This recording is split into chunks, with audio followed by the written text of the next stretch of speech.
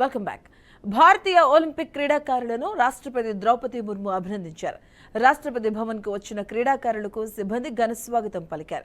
దేశ ప్రతిష్టను అంతర్జాతీయ వేదికగా చేసినటువంటి పోరాటం అనిర్వచనీయమన్నారు. పతకాలు సాధించిన అందరినీ ప్రత్యేకంగా శుభాకాంక్షలు తెలిపారు.